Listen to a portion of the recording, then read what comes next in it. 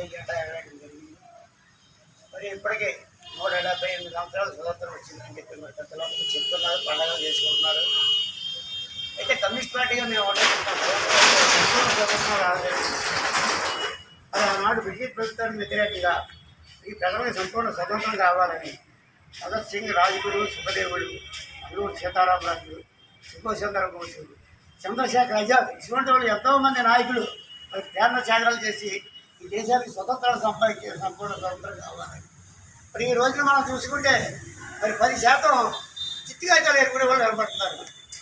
20% భిక్షాటన చేస్తున్నారు. 20%. అలాగే ఒక పూట తిని ఒక పూట తినక ఒక 20% కనబడుతున్నారు. మధ్యతరగతి ప్రజలు ఒక 20% కనబడుతున్నారు. అయితే ఇంకా ఎవరి చేతిలో ఉన్నాయంటే స్వతంత్రం 20 మంది చేతిలో ఉన్నాయి, స్వతంత్రం ఉన్నాయి. 20 మంది ఎవరయ్యంటే బడా కార్పొరేట్ శక్తులు, అంబానీ, ఆదాని, కంపెనీ చేతిలో స్వతంత్రం. మరి ఈ దేశానికి సంపద సృష్టించేది కార్మికులు, కర్షకులు.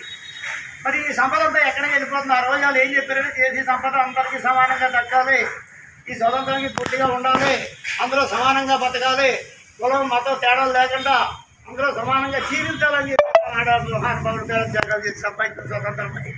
ఈ రోజు నా పరిస్థితి కనపడతా లేదు.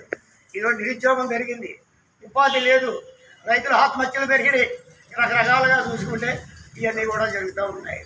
అయితే ఈ రోజున ఈ నరేంద్ర మోడీ గారు అధికారంలో వచ్చిన తర్వాత కార్మిక చట్టాలతో రద్దు చేశాడు.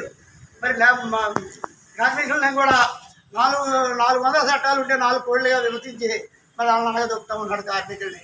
ఈ సంపద సృష్టించేదే కార్మికులు ఈ దేశానికి. ప్రస్తుతం రైతులు చిన్న సన్నకారు రైతులు ఒక 50,000 రూపాయలు బ్యాంకులో లోన్ తీసుకుంటే అది సక్రమంగా కట్టగలేకపోతే సమయానికి వాళ్ళ ఇంటికి వెళ్ళి జప్తు చేయడం, వాళ్ళ ఆస్తులు జప్తు చేయడం, వాళ్ళ ఇంట్లో సామాను బయట పెట్టేయడం చేస్తున్నారు.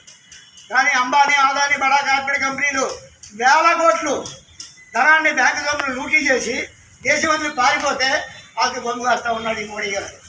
మరి అలాగే ఈ చిన్న సన్నకారు రైతు ఎంత బాధపడుతున్నారో ఈ సంపద అంతా కూడా వాళ్ళకి దోసిపెడుతున్నాడు.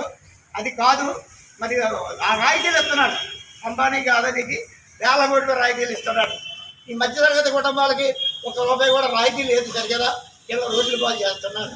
కాబట్టి ఇప్పటికైనా కమ్యూనిస్ట్ పార్టీ కోరుకునేది ఒకటే, ఈ దేశ సంపద అందరికీ దక్కాలి, అందరినీ సమానంగా చూడాలి.